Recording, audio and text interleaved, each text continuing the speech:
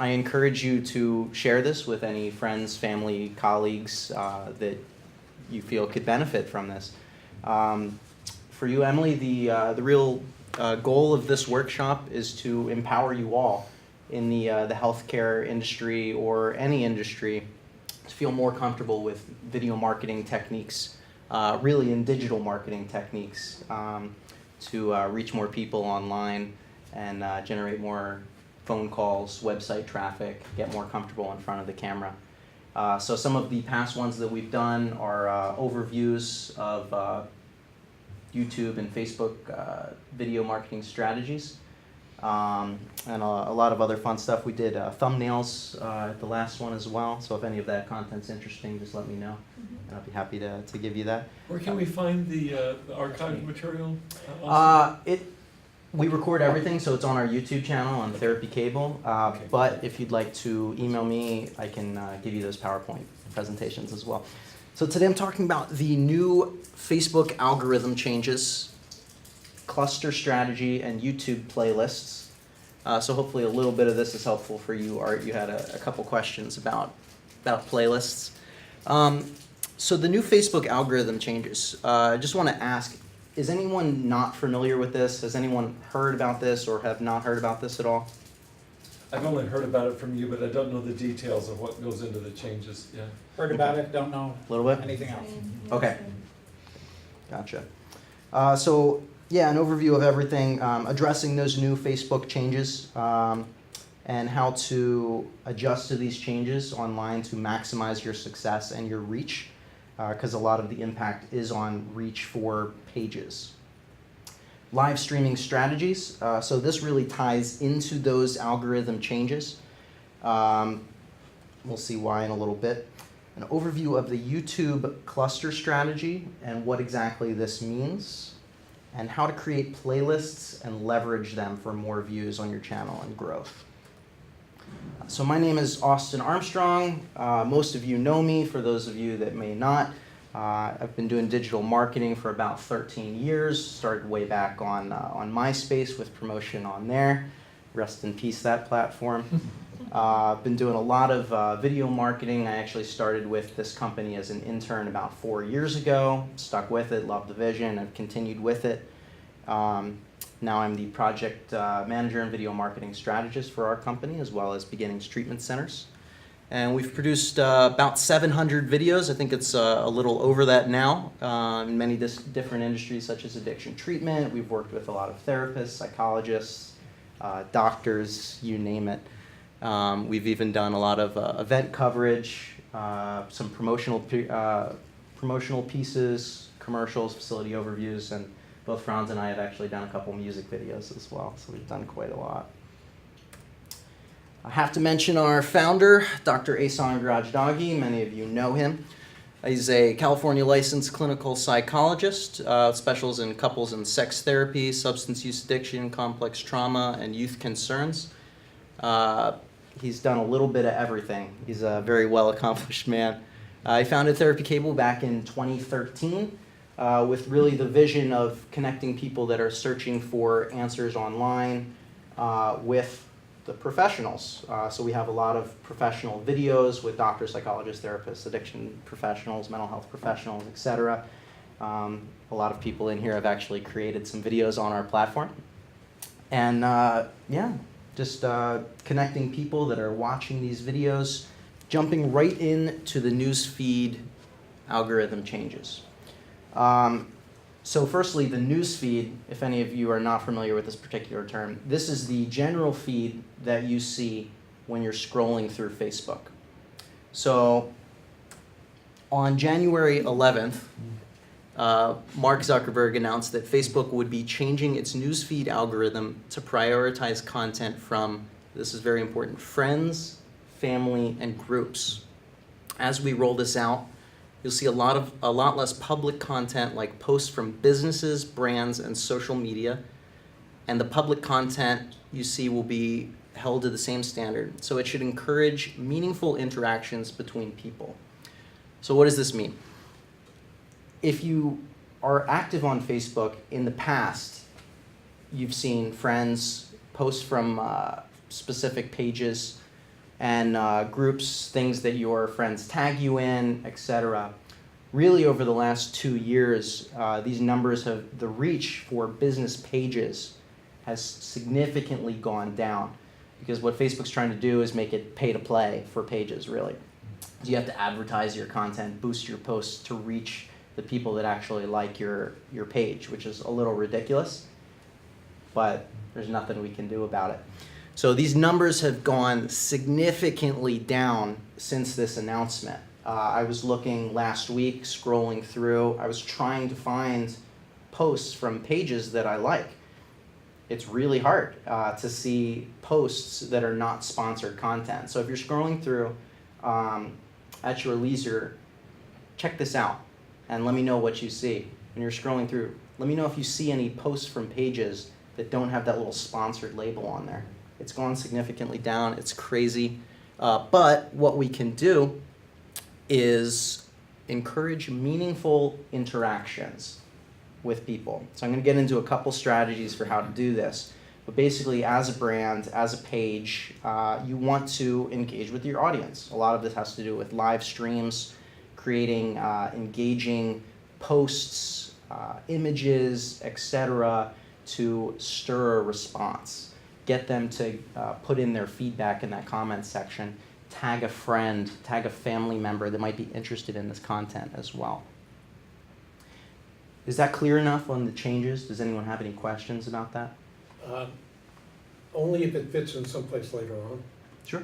But if there is a difference, in fact, between fan pages that we might set up in addition to our, because I've got about 5, and a business page, is there really any difference between those two, or do they consider all fan pages to be business pages? Yeah, they're all lumped into the same category. Okay. Yeah, personal brands, shops. So if I've got a group then, so I have the page for my business, and then I also have a group that I haven't really done anything with. If I were to kind of become more active in that group, since group is in that category, Yes. I would be more likely to be in the feed for those people. Yes. Is that right? Yeah. Okay. So that's one of the strategies I'm going to push. If you have not created a Facebook group, I highly suggest it. About 6 months ago, Mark Zuckerberg actually changed the entire mission statement of Facebook to incorporate people, I forget the exact wording, but to empower people to create communities. Groups have been a feature on Facebook for many years now. There's been a couple new rollout features since that announcement, and they're going to continue to roll out. So groups are a great way to get a lot of like-minded people that are interested in a particular topic together. And overcome a lot of these adversities that pages are now seeing. So if you get a lot of people in a collective of group, they will all see what you post in there. So yeah. So this is we did an A/B test with live streaming last week. What we did was we simultaneously live streamed on our page, and his personal profile. So this is another great strategy, but as you can see, it's a little cut off. The views for the page got 213. On the personal profile, got 495. So more than double. Yeah. So, and even 213 is not bad for right now. We've seen a lot less than that. Basically, this is a great strategy to engage with your audience. Doing a lot of live streams, doing a lot of Q&As. One thing I suggest, if you haven't done any live streaming yet, whether it's on your page or not, I would do it on both so you can funnel them into your page or be more active on your personal profile. Everybody has the ability to live stream on both from a page and from their personal profile. Because personal profiles are getting a lot more interaction right now, I would highly suggest doing that if you're okay being a part of your brand, which I assume most of you are. And then drive them to wherever you want. You can put in links in the comments section. So we have a link to an event page here. or up here in the in your personal profile stream, you can link them to your website, to a phone number, to a group, anywhere you'd like. So again, it's very important to focus on engaging and quality content that prompts comments. So here are some of the strategies to incorporate that. Again, live stream Q&As on a specific or engaging topic. Talk with your audience. Find out what questions they might have, any objections that they might have, something that you maybe aren't thinking about. Ask them for their opinions and ask them to leave a comment. Anything you can do to prompt conversation, Facebook wants you to do that, and you should really be doing that anyway from a business standpoint because you get a better sense of your clients. Some people are a little shy to leave a comment, depending on what the subject matter is.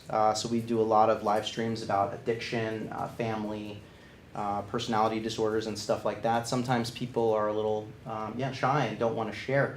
But those comments are still important for the Facebook algorithm. So we've been messing around with other little tricks to try and encourage more engagement.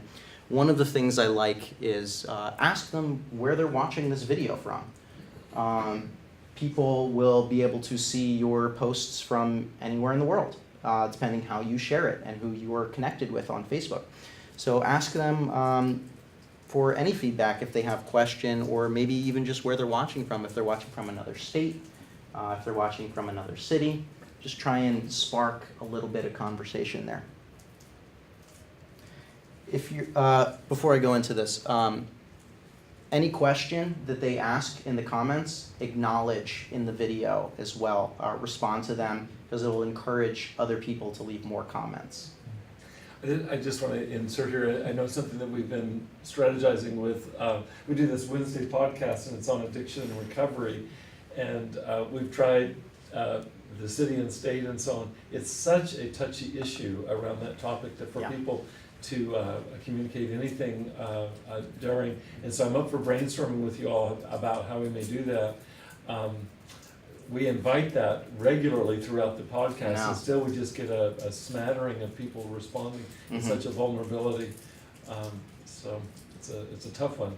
Yeah, we're gonna keep messing around with different strategies. Yes, sir? As I seem to remember, in order for somebody to participate, they need to be signed on to their Facebook page. Yes, yeah, they So do there's need no to way be for on them to sign on anonymously. Correct. I wish there was ours, I really do, because that's really the issue. If I say But Austin will figure it out. yes, if anybody can, Yeah, you will. Hopefully. Exactly. Yeah, well, I mean, one immediate thing that you can do is live stream across multiple platforms. So we use a software called Restream.io. It's the website name. And that website lets you split the stream across multiple platforms. So we stream to Twitter and Periscope, YouTube, and Facebook all simultaneously. So if they don't want to link their name to a specific question, maybe they have a YouTube account that's anonymous, or they just have an account with a nickname or something like that, and they reach out to you and say, maybe I have a question, but I want to keep it anonymous, you can direct them to your YouTube channel where you're streaming, and then they can leave a comment on there, and it's a little more anonymous that way. If you want to go to both a Facebook page and your personal stream simultaneously, is there a way to do that, or do you need something like Restream.io? To split it on Facebook, Yeah. or No, we're doing with Pej. You want it okay, on a page? like we did with Pej. So you're going to need two Okay. sources. Not necessarily two accounts, but a personal your profile, and then if you're an admin of an account, you can do that, but on a different platform. So how we did it is You need a different machine. yes, or a webcam. Yeah, essentially a different machine. So we did one on a laptop on his personal profile, and then we have a webcam wired into one of our computers. Another way to easily do this is a laptop and a cell phone, or a laptop and a tablet if you're connected to Wi-Fi.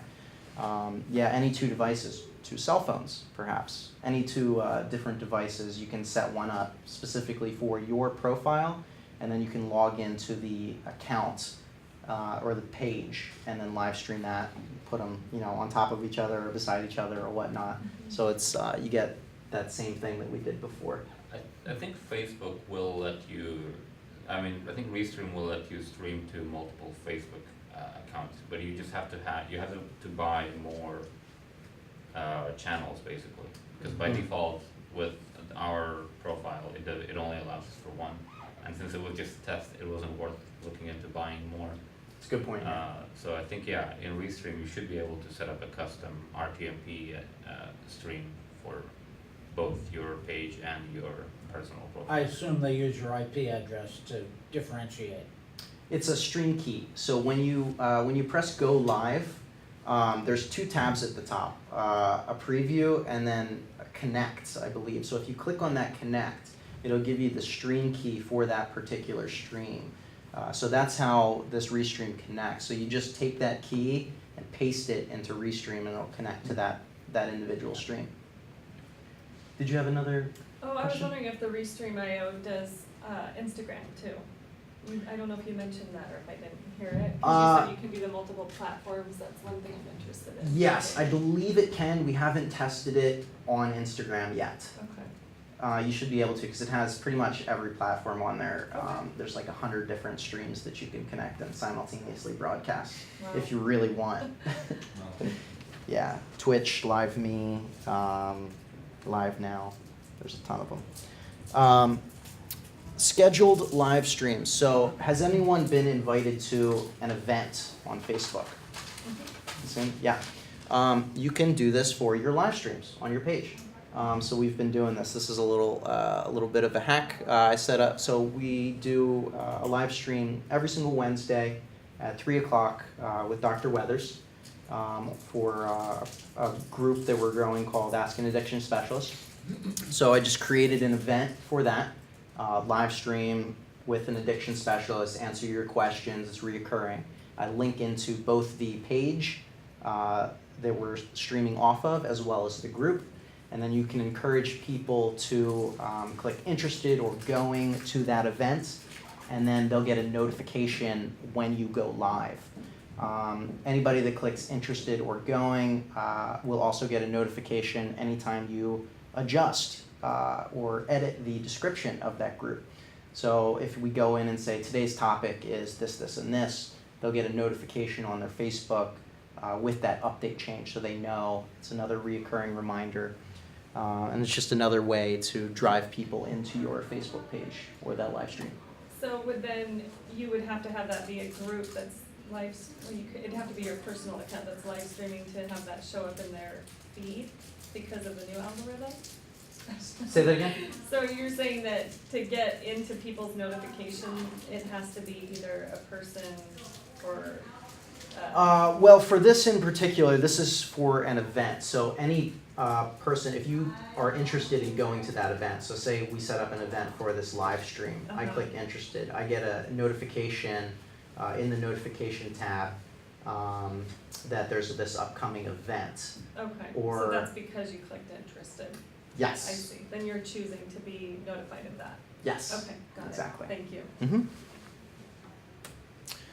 Mm-hmm. If you're posting images, so these are non-live stream techniques, any particular image about behind the scenes, or if there's some motivational text on there, or any links like blog articles, maybe an external link to an event you have coming up. Again, you want to create engagement, meaningful conversation. Again, that's what we want to strive for here. So short descriptions, what are your thoughts on this? Tag your friend who you've done this with in the past or something like that.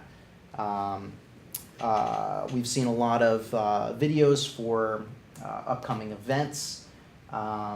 There's a page called Thrillist that I've brought up before. They just post 1-minute overview videos of interesting food or events or places to go around the world. And then they'll post in a comment or a description with that video, tag your friend who you'd want to go to this with. And now you've started an engagement between that person and their friend. I'm sorry to ask you such a Mhm. basic question. I think I Not just at asked all. you this last week. No but basic It takes question. a long time for me to get this. Sure. Can you just review just verbally for a second? How do I tag a friend in this? I'm sorry. So you just start typing their name, Mhm. and it should create a drop down. So if you start typing Austin in a Mhm. comment, it should pop up So with in the all of comment the section. all of the Austins. Okay, got it. Yeah, Okay. and to force this, because sometimes Facebook's a little funky with that, if you type @ Yeah, and then start typing letters, Well, the @ symbol. yeah, the Yeah, @ symbol, clear. the @ symbol and then A, it force tells Facebook you're trying to tag a specific person. So it should be smart enough to recognize names. Sometimes it's not, but every time if you put that @ symbol, it will tag the person. I'm so bad at this that I actually do this and don't know that that's called tagging. That's okay. So let me ask you a question. I Yeah. know that when I write let's say I write a paragraph, I'll tag certain individuals. I do it around the music I do. I'll tag the restaurant owner and something like that. Now, you're talking about down in the comment section, it's enough just to put Austin and have your name come up. If you tag me, I'll get a notification. Okay, all right. I And don't then have to put I'm any, driven to I that don't have post. to put any other language around that, just Nope. put your name. Yep, you Okay, just put that's my the- name. Okay. And then you'll see, if you look at a lot of business pages, you'll see a lot of this. People naturally tag their friends in stuff that they want their friends to see. So they're, Okay. yeah, Okay, encouraging thank you. engagement. Yeah. Yep. Create share incentives. So this was a funny strategy that I saw the other day. It was a musician. He was playing guitar. He was live streaming in an addiction-oriented group. That's his thing. He's in recovery. He writes songs about being sober and being in recovery. And he debuted a new song while he was live streaming. And his strategy blew me away. So he played half of the song, encouraged people to leave their thoughts in their comments. And then he stopped halfway through the song and said, "Do you want to hear the second half of this song? Share this. Share this video with people. Bring other people in. When we get to 100 shares, 200 shares, I'll continue playing." Very cool. And it worked. Wow. It got over 300 shares. Wow. It got in like 200 people live on his profile. So little incentives. If you're talking about a really engaging topic and you have a lot of people in there, it's like the cliffhanger on a television show. You know, at the end they leave you on a cliffhanger. You can do that same strategy that works. Do you want to find out what happens next? Tag your friend, bring a friend in, share this with your group, and it works. And then lastly, create a Facebook group. Again, that's part of the changes that evil Zuckerberg, incorporated in his announcement 2 weeks ago. You should be creating a group anyway. I mean, it's a great way to engage an audience in your brand, your business, a particular topic, whether it's for fun, maybe you have a hobby or an interest. You can just create a group around that. Go ahead, Art. So you have groups for Therapy Cable?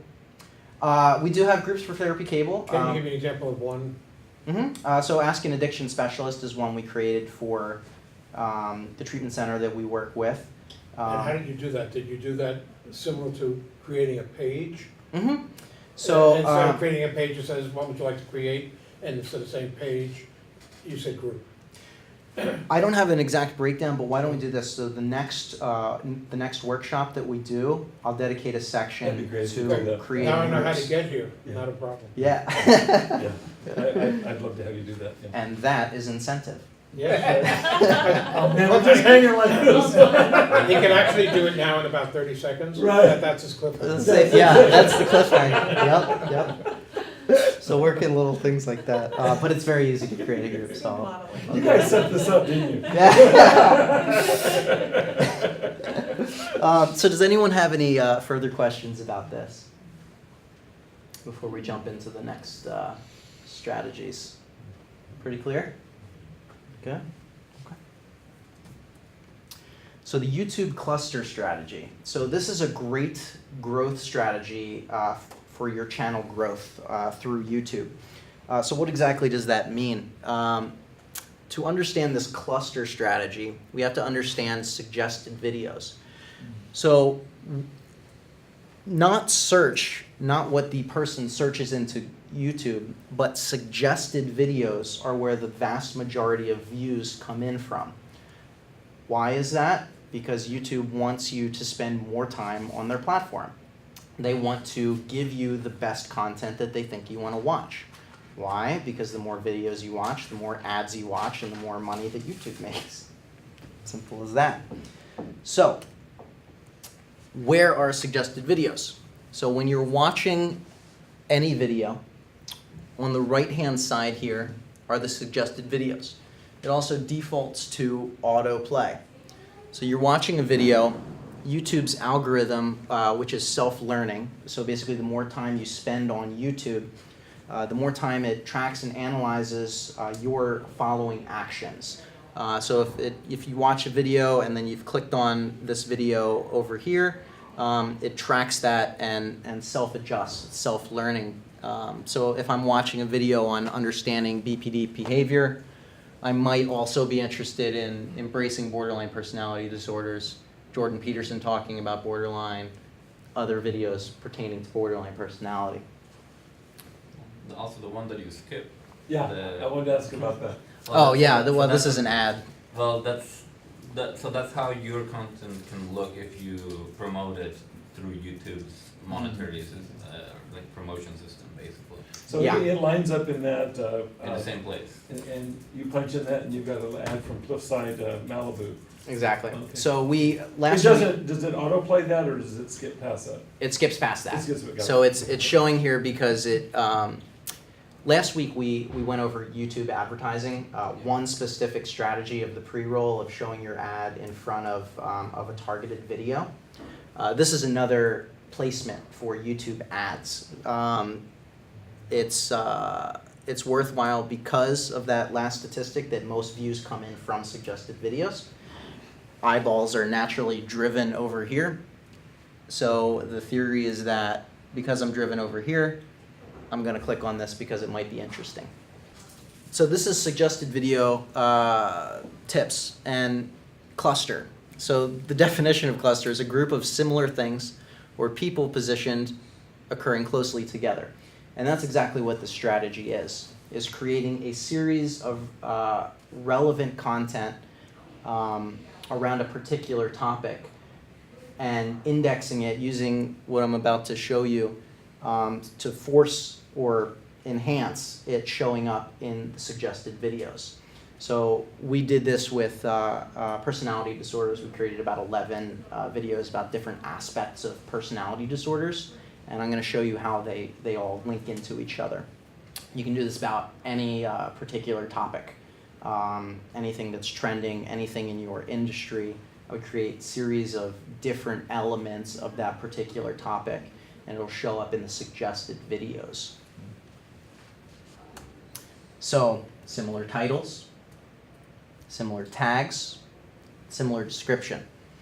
We went into this a little bit before. Basically, you want to optimize all of your content around a particular topic, what you want to be found for. YouTube is the second most popular search engine next to Google. Google also owns YouTube. It's a search engine. You look for something, it wants to provide you with the most relevant content for that. How do you tell the platform that it's the most relevant content? Through titles, through tags, and through the description. It's important to note that title and tags are the most important, followed by description. In the description, I would expand on your specific keyword that you want to rank for and create variations, other possible things that the individual would search for, and then write a description around that and include those tags in the tag section. Does that make sense? Can you say a word about the tag section? You may have discussed this last meeting. The tag section in YouTube, is it analogous to what you described in Facebook or other media like that? They have a tag section where you do hashtags or whatever? Yeah, it's basically like hashtags, but It's just, yeah, it's below the video. It's what the video is about. Okay. So highlights, Okay. search terms, things that, so like addiction might be a tag, or addiction recovery might be a tag, rather than the long term of the video. And add them into a playlist. So I'm going to go into playlist strategy as well. Playlists are a great way to index a lot of liked content, but it's also a great way to show YouTube that these videos are relevant to one another. If that makes sense. So here's the whole strategy in effect. So we created a lot of videos on personality disorders, and we have them all in a personality disorder playlist that I created. So all of these videos independently rank for the keywords, and then they drive traffic into one another. So if I'm looking at borderline personality disorders, I stumble across this video. The suggested videos, 3 of the ones that we created are in there. Over 50% of our traffic comes from suggested videos. So you can play on that. And again, you see, last week we went into thumbnail creation and the importance of that. So not only are our videos relevant to this video, they're also eye-popping, Yeah. catching, interesting. So the theory is if I'm watching a video about borderline personality disorders within families, my eyes scroll over here and I go down to what you need to know about cluster B personality disorders. I'm going to click that. Now this is the only other one with a custom thumbnail, but you can see this one is just a stand frame, still frame, and then this one too, there's nothing really engaging about that or what's going on unless I look at that title. So these all funnel views into one another, and it keeps people on your channel. Is the name of the playlist of critical importance? Yes, so pretty much everything on YouTube is keyword optimized. So creating a playlist around I think we did personality disorders information, which personality disorders information is a keyword in itself. So people search that, might come across the playlist. Now I have a list of personality disorder videos in there. Thank you. And then you can also add descriptions for playlists as well. So using this strategy alone over the last 90 days, we've been experimenting with this. Just our personality disorder videos have gotten over 18,000 views because they keep funneling into one another. And that's from some subset of the 700 videos you've Yes. done totally? Yeah. They may not all be up there, but let's say you have at least several hundred. These are only, well, we only really started creating personality disorder videos specifically in the last 9 months since I've been learning and experimenting with this particular strategy. So we did a lot of different aspects of treatment for personality disorders. We went into all the different clusters. We went into the different personality disorders themselves. We did some live streams answering questions about them. But yeah, so it's generated a lot of emails for Dr. G, asking more questions, how they can learn more information. We've generated a lot of phone calls saying I related to this video. My wife or my significant other is struggling with this. The information you provided hit the nail on the head. I'd like to talk to someone. And then we've gotten hundreds of website visits because we're adding the link to our website in the description of that video, so it's just driving traffic in. And you can do this too on any topic that you want. Does anyone have any questions on the cluster strategy before we jump into playlists? Just the very end there, you can track through some kind of analytics the traffic that you. Absolutely, yeah. So you can get very granular on the analytics on any particular video. You can also get analytics on playlists as well. So I'm going to show you how to get into that in here. But yeah, so you can see on a particular video where the views are coming from. So you can see that this particular video is getting views from 3 of your other videos, for instance, that are coming in. And the other great part of this strategy is it's not just for you. Your videos also show up on other people's content around the same content, around the same keyword terms. So YouTube playlists, this is a list or a group of videos that play in order, one video after the other. When one video finishes, the next starts automatically. So you don't have to click or search to find a new video. This is a great way to index content, similar content. If you have a show and you do different episodes, you can put all of the episodes in a playlist. People love to binge watch things, so it's a great way to watch one from the other. It's a great way to boost your channel time as well. That's another positive metric for YouTube. You want people to watch more of your videos and stay on your videos and your content longer. So playlists are important because it automatically goes from one video to the next. So I mentioned the self-learning algorithm before of the searcher's intent. So if I'm watching this video and I go to the next video, it auto-suggests that that's the type of content that I would be interested in. So if you're doing that on a playlist, if you're starting with one video and it goes to the next, it helps reinforce that cluster strategy that is my intent, to go from one video to the next. Does that make sense? So there's a couple different ways to create a playlist on YouTube. One is from any video. This is not our video. I have no idea who this is. I just came across it.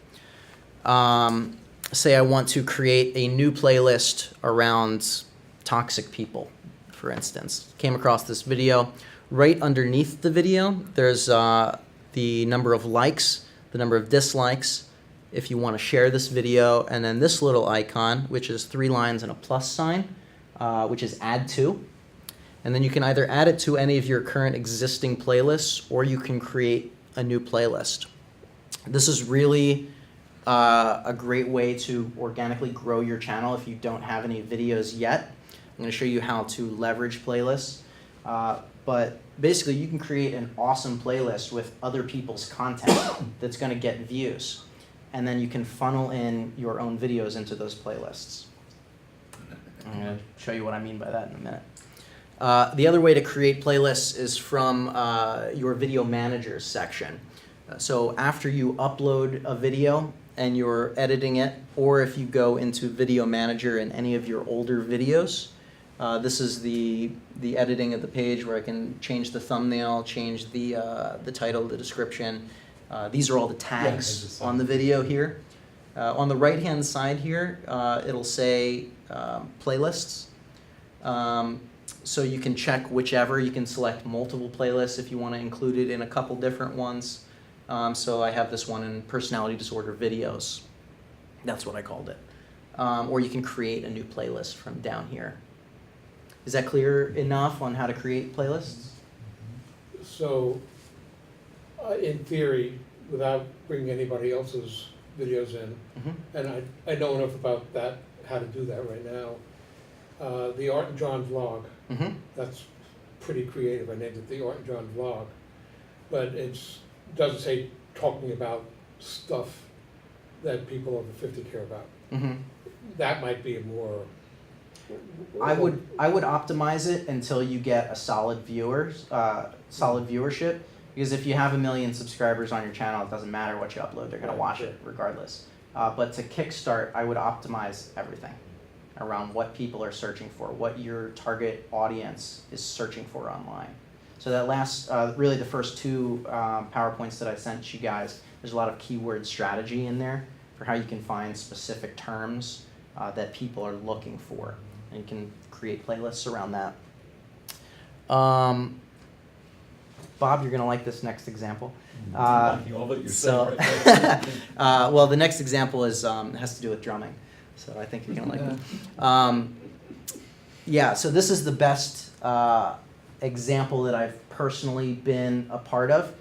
All of our playlists get some views, but this is by far the largest that I've seen.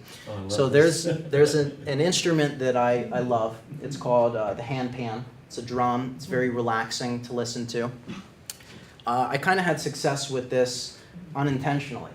About a year ago, I just started watching and listening to these videos because they're very relaxing. I listen to them during work or during studying or reading or whatever.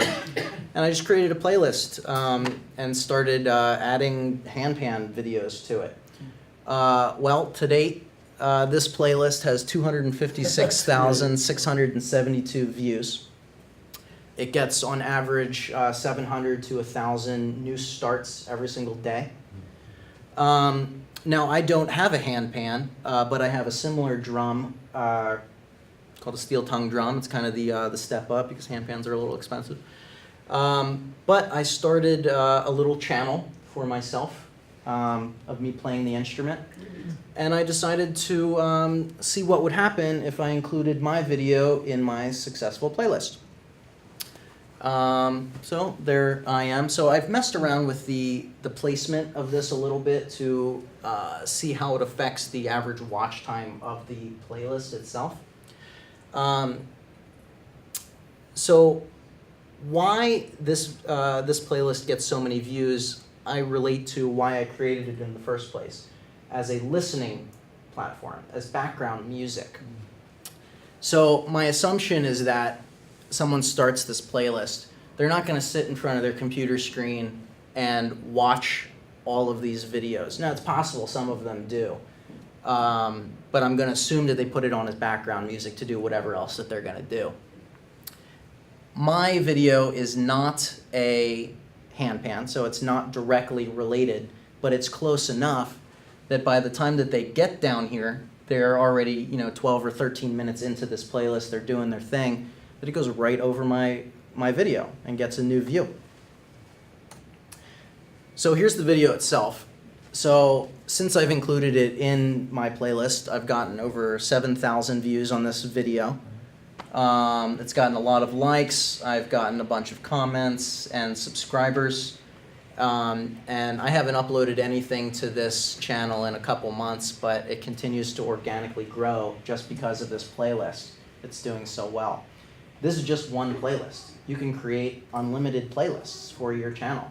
So anything that you are interested in, maybe you don't have the content yet and you're thinking about creating it, or if it's just something you're genuinely interested in, I would just start creating playlists, keyword optimized playlists, and then you can later funnel in your own content in there as another growth strategy to everything else that we've discussed. I love that you did this. I'll have to check it out. It's great. Let me ask you a question, Austin. Yeah. It came to me. If I type into Google Austin Armstrong, how does this playlist or how does YouTube show up on that page with this much traffic? Will it come up high? So it's not looking for Austin Armstrong, it's looking for handpan. Oh, So okay. if you Okay. search the term handpan, Okay. which gets quite a few searches on a monthly basis, my playlist just randomly is the #1 playlist for handpan music. Not enough people have created it, and a lot of people like it, I guess. How does that help your channel? So people play the playlist. So the playlist gets about 700 to 1,000 views every single day. They start the playlist, they let it go. It's playlists by default start with the first video, go to the second video, go to the third video, go to the fourth video. I put my video as the fourth video, so it funnels views into it because it automatically starts my video. So this is another channel that I have. So this video got 7,000 views, and then the views and the watch time on this video help its organic reach as well. So because this video is 5 minutes long, people are playing the playlist, they're going past my video and continuing it, that increases the watch time on this video because it's a playlist, so it helps organically rank it as well. So the first time I visit this site, before I've subscribed, by the time it gets to this video, the subscribe button for your handpan site will be there, but then when it goes on to somebody else's video, it'll be for their site. Correct. So you've got 20, well, you had 21 of the other one, let's see, 19, when you did the screen grab. So you've had 7,000 views, because you're not trying real hard, you haven't converted them to subscribers. Right. Okay. Exactly. Yeah, I haven't touched this channel in a couple months. Just wanted to present it as an example of Right. what's possible. With that many views, it's very likely that if you started a program, you'd get Right. 10 more subscribers. Right. And whatever the content's about. This is just about drumming. If you create a new playlist about things to do over 50, you have an engaged audience that are watching that. By the time they come to your video, you're talking and communicating with them Yep. about what's interesting. That's a great way to bring subscribers in, is ask them to subscribe. So that's Mhm. my presentation for today.